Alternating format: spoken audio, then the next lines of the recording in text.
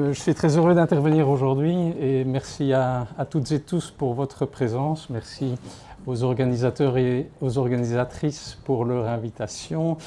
Donc, comme Mélanie vient de le dire, je suis invité ici à témoigner de 10 ans ou bientôt 15 ans d'expérience de prise en charge de la souffrance au travail au sein d'une clinique du travail qui s'appelle le CITES à Liège, où nous recevons en consultation des personnes en difficulté professionnelle.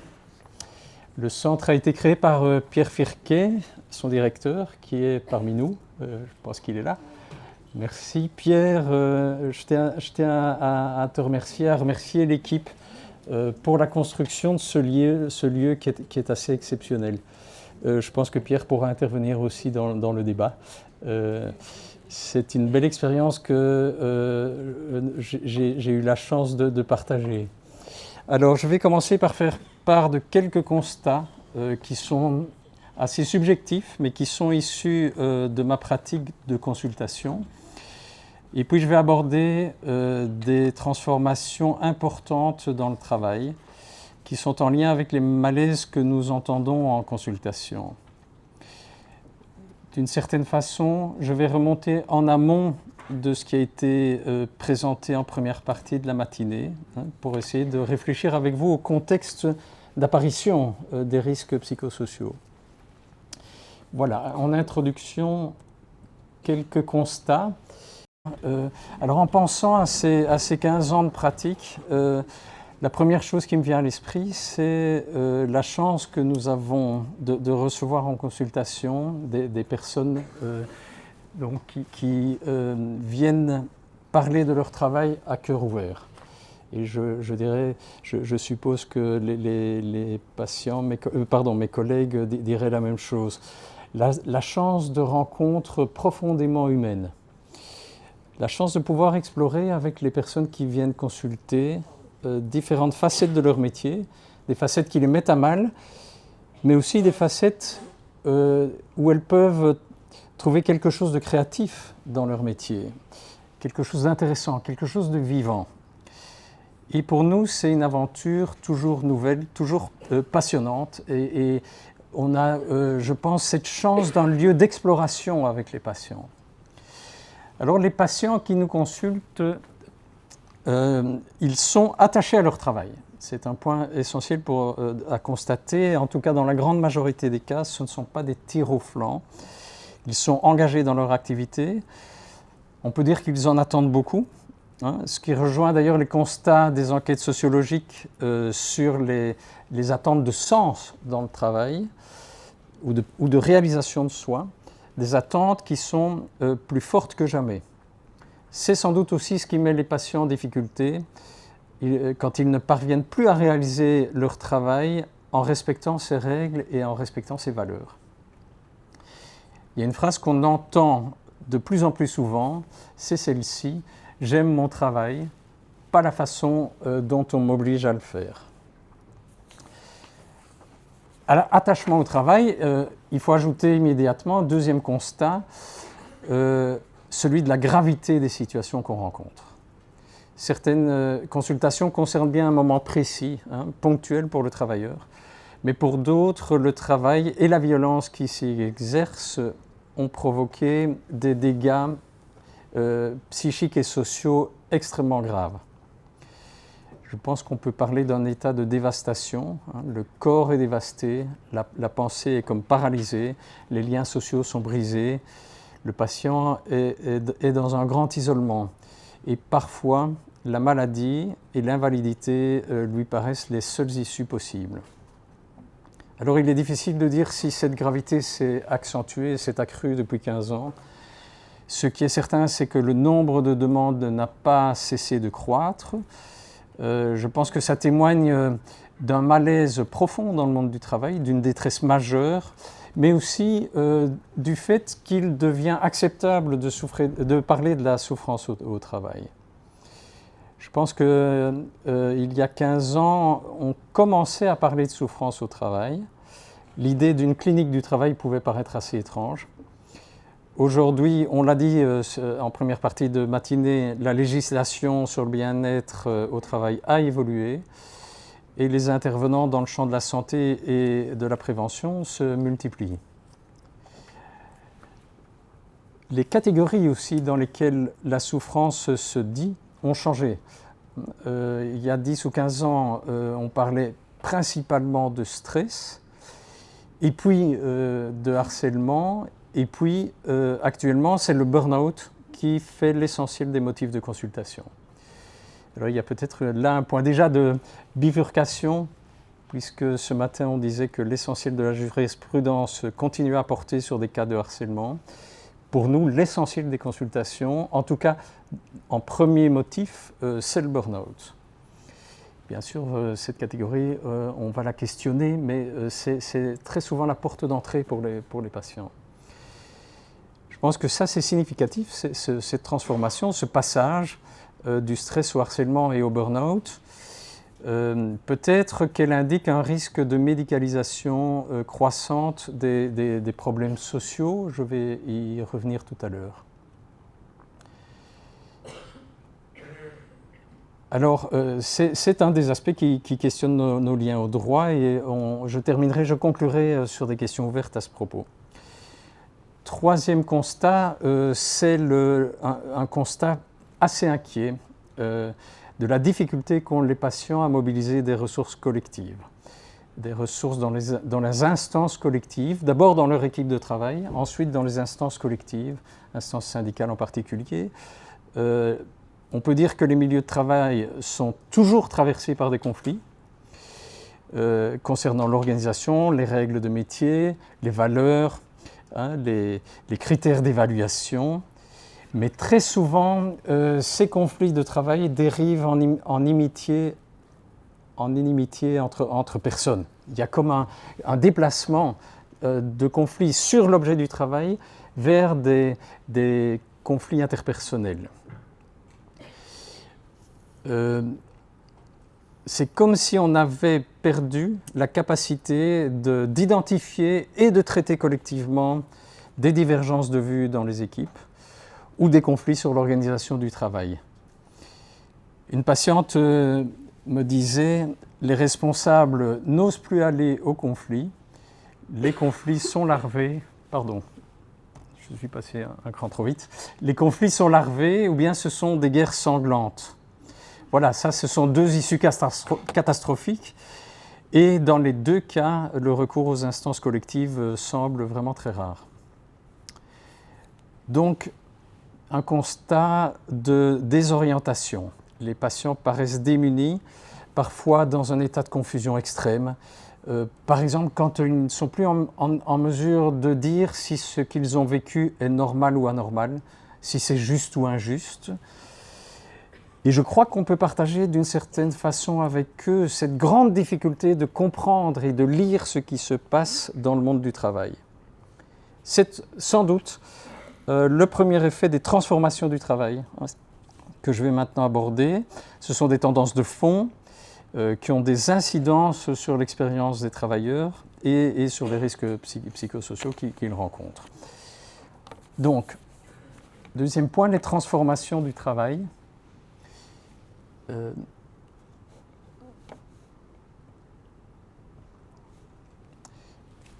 Voilà.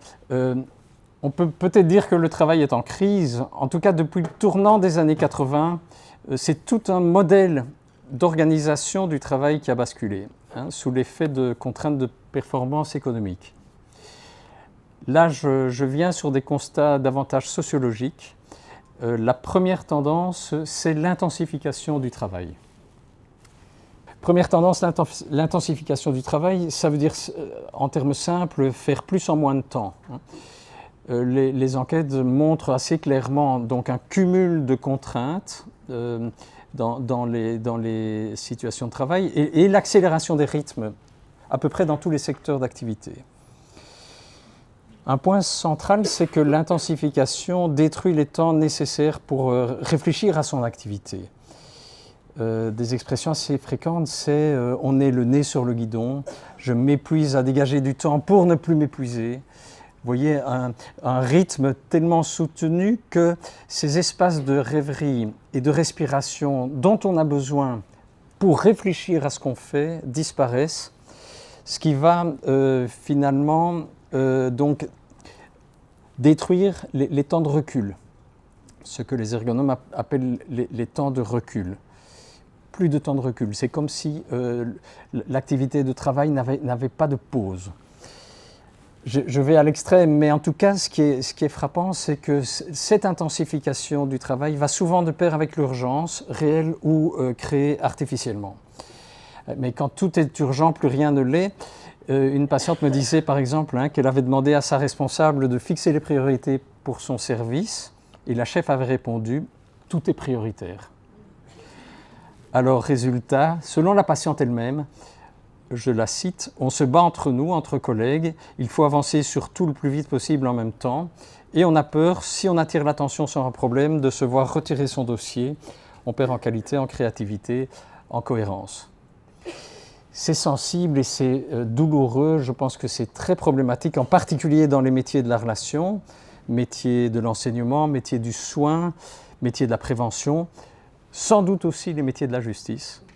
Cette hégémonie du présent, cette urgence de l'immédiat, comme dirait le sociologue Hartmut Rosa, qui empêche de construire une relation dans la continuité, alors que ce sont des métiers de la relation, et ce qui risque aussi d'alimenter un certain anonymat. C'est contraire à l'idée même d'un métier relationnel. Voilà, première tendance, l'intensification. La deuxième, très générale aussi, c'est celle d'une standardisation accrue des procédures de travail. Alors, dans la période de mai 68, les travailleurs ont réclamé plus d'autonomie dans leur travail. Il s'agissait de sortir de la bureaucratie, du taylorisme. Vous savez, ces grandes formes d'organisation où les tâches sont très strictement contrôlées, avec la présence de petits chefs qui surveillent l'exécution du travail. Aujourd'hui, ce sont de nouvelles formes de contrôle qui s'imposent, par la voie de l'informatique en particulier. C'est plus la surveillance directe des petits chefs, c'est un contrôle anonyme, à distance, par les chiffres. Le juriste très proche des sociologues, Alain Suppiot, parle d'une gouvernance par les nombres. Alors c'est un contrôle qui peut réduire parfois à rien les marges de manœuvre où un travailleur trouve de l'intérêt dans son travail parce qu'il met en jeu son ingéniosité et invente des ficelles de métier. La standardisation, elle risque de faire primer la quantité sur la qualité. Alors ça peut aller jusqu'à imposer de bâcler le travail. Ça, c'est une plainte récurrente en consultation au point de devenir peut-être une plainte centrale de nos consultations. Je suis obligé de faire du mauvais travail pour atteindre les quotas de production. Je dois sacrifier les critères de qualité au bénéfice des seuls résultats chiffrés. Alors je me trouve en porte-à-faux par rapport aux valeurs profondes de mon métier. Et du coup, je trahis en quelque sorte mon éthique professionnelle. C'est une source de souffrance éthique très importante. Je pourrais donner des exemples, mais on est un peu limité par le temps, donc on pourra peut-être en évoquer dans le débat, dans l'échange suivant. La standardisation, le contrôle par les chiffres peuvent devenir des méthodes de culpabilisation. Je cite ici un témoignage récent d'une travailleuse en call center. Vous savez, ces endroits où les travailleurs sont soumis à des contraintes de production très strictes pour, par exemple, réaliser des enquêtes par téléphone. Elle expliquait qu'il y avait un écran géant dans la salle où non seulement les résultats de chaque travailleur s'affichaient en continu, mais où la photo du travailleur le moins performant apparaissait en fin de journée, tous les jours. Tous les jours. Alors c'est un peu l'inversion de ce qu'on pouvait connaître avant comme le modèle du meilleur vendeur. Je ne sais pas si on peut qualifier cette méthode de harcèlement, certainement pas en termes juridiques, mais ça pose une question tout de même sur la méthode de management. En tout cas, après avoir vu sa photo à elle affichée sur l'écran, elle a tout fait pour améliorer son rendement, dans une compétition qui allait devenir permanente avec ses collègues. Au fond, il n'y a même plus besoin de chef, le contrôle est intériorisé avec ses injonctions à la performance. Intensification, standardisation. La troisième tendance, et elles sont convergentes, c'est l'individualisation alors des conditions de travail au sens large. Le management cherche à responsabiliser chaque travailleur à son poste, notamment via des suivis de qualité et les évaluations individuelles de performance. Notez bien qu'on ne parle jamais ou quasi jamais d'évaluation collective, l'évaluation d'une équipe et par une équipe. Ce qui est en jeu, c'est l'évaluation individuelle.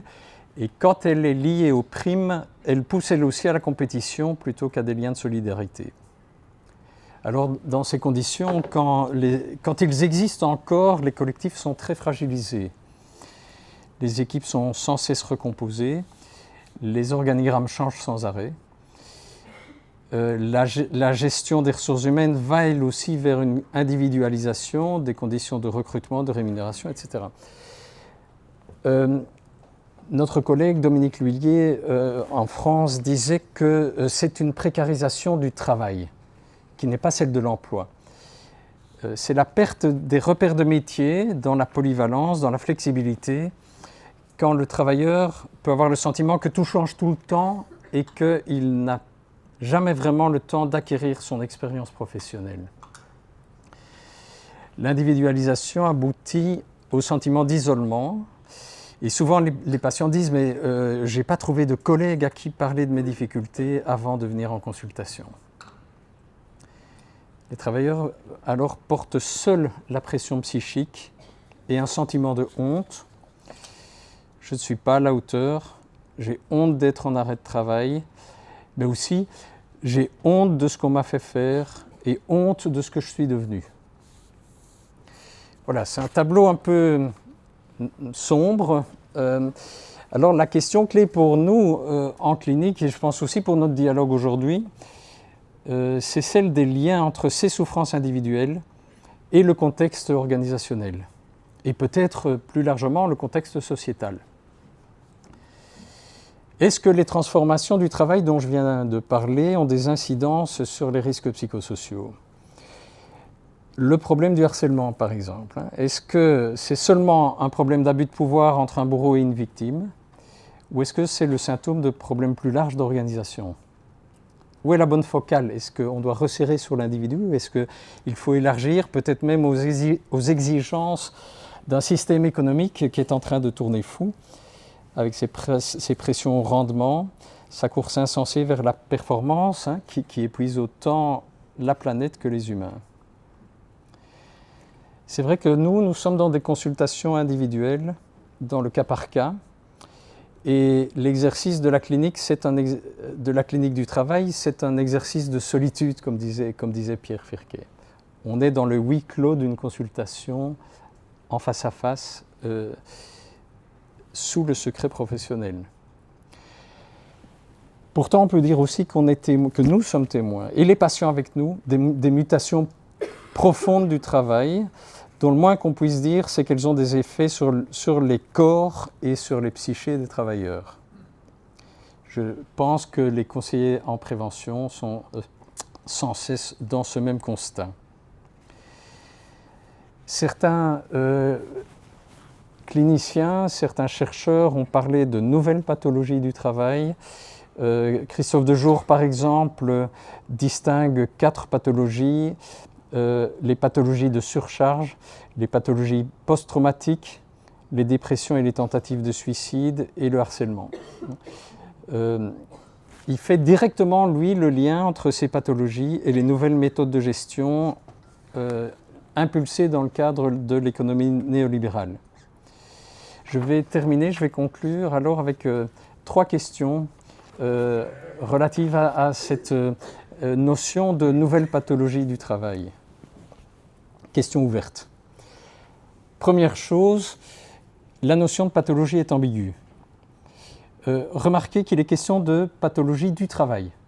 Et peut-être qu'on peut l'entendre dans les deux sens. Le travail provoque des pathologies. Des maladies psychiques et somatiques sont suscitées par le travail, par les conditions de travail. Mais on pourrait dire aussi, le travail lui-même est en mauvaise santé. Et il s'agit de le soigner. Je crois que c'est intéressant de maintenir l'équivoque entre les deux dimensions. En tout cas, pour nous, il faut prendre au sérieux, évidemment, la souffrance du travailleur, parvenir à entendre ce qui le met à mal, pour ne pas nier une nouvelle fois la profondeur des atteintes subjectives dans le harcèlement, dans la violence subie. Mais un enjeu pour nous, c'est d'éviter de médicaliser ou de psychologiser la souffrance, ce qui la ramènerait à un problème strictement individuel ou interpersonnel. Pour reprendre une expression de Dominique L'Huillier, ce serait transformer le problème social de l'oppression en problème personnel de l'opprimé. Pour nous, je vais le dire de façon très générale, un travailleur qui va mal en raison de son travail, c'est toujours aussi un symptôme de dysfonctionnement organisationnel et sociaux. Donc voilà, première question, la notion de pathologie et le lien avec le contexte de travail. Deuxième chose, c'est proche de ma première question, c'est vrai que les transformations du travail n'ont pas un effet direct sur l'expansion des risques psychosociaux. On ne peut pas dire que l'intensification du travail cause le burn-out. Je crois qu'on ne peut pas dire que l'individualisation cause le harcèlement ou que le harcèlement cause une décompensation psychiatrique. D'un point de vue clinique, il n'y a pas de causalité directe. Le lien est toujours filtré, médiatisé, si vous voulez, par l'histoire du sujet lui-même, par l'histoire des rapports de travail et par la façon dont ces histoires s'imbriquent l'une dans l'autre. Mais on ne peut pas dire non plus que les transformations du travail sont sans effet. Je le disais tout à l'heure, effet sur le corps, effet sur la psyché. Ce serait facile, trop facile, d'estimer que les pathologies du travail seraient une affaire de fragilité individuelle. Une part de la souffrance individuelle revient clairement à l'organisation du travail, aux surcharges de tâches, aux contradictions non résolues dans les normes de travail, aux conflits non traités qui dégénèrent en guerre sanglante, pour reprendre l'expression de la patiente, au manque de prévoyance de l'employeur, y compris dans le traitement des conflits. Voilà, alors mon dernier point revient à la clinique. Pour un patient, il peut y avoir un gouffre entre l'expérience qu'il a vécue de l'injustice, de la violence, de l'oppression, et l'objectivation qui est nécessaire pour faire la preuve d'un harcèlement, par exemple. La causalité psychique n'est pas la causalité juridique, ni la responsabilité en droit, on l'a déjà évoqué avec Madame Verhelst. Alors je n'ai pas eu beaucoup de suivi, personnellement, dans lesquels les patients avaient aussi engagé une procédure en justice. Ces procédures sont vues comme longues, coûteuses matériellement, coûteuses psychiquement.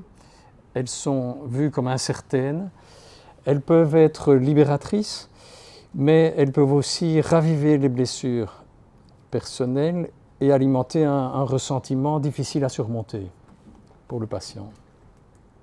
Je voulais terminer avec, alors sur cette question des blessures et de leur réparation, terminer avec une évocation poétique. J'avais une image, je ne sais pas si je vais être en mesure de la projeter, mais vous pourrez, si je n'y arrive pas, l'imaginer. C'est bloqué sur la même diapositive, on va voir. Non. C'est pas grave. L'évocation était celle du travail d'un artiste qui s'appelle Kader Attia dans une exposition tenue à Gand. C'est coincé, je pense, tout au début. Donc Kader Attia a présenté dans cette exposition, qui se tenue il y a quelques années, un ensemble de tissus congolais de l'ethnie Kuba. Vous allez me demander, mais qu'est-ce que ça vient faire ici? Ça vient faire avec la question de la déchirure et de la réparation. Il soulignait le fait que ces tissus déchirés étaient réparés toujours avec une pièce visible, donc laissant voir les traces de la couture. Donc le passage du temps et la marque d'une histoire.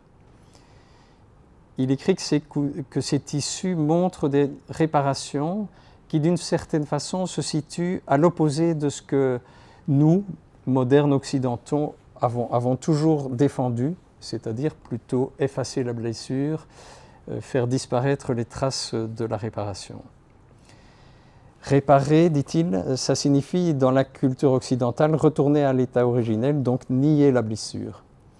Dans les sociétés traditionnelles, réparer signifiait montrer qu'on a traité la blessure, donner une place aussi importante à cette réparation qu'à la blessure.